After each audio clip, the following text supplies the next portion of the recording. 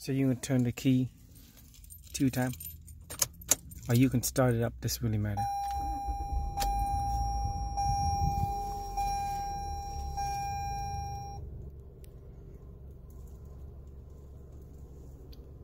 So we're gonna use this pad over here to reset the maintain light.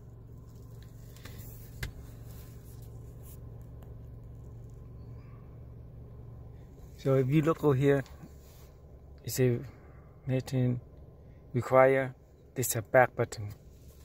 So we're gonna use this to go back,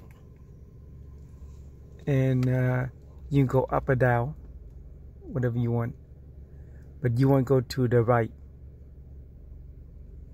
So you can push right, right, right into setting, then you push down to vehicle setting, then you push enter, and you want to go down,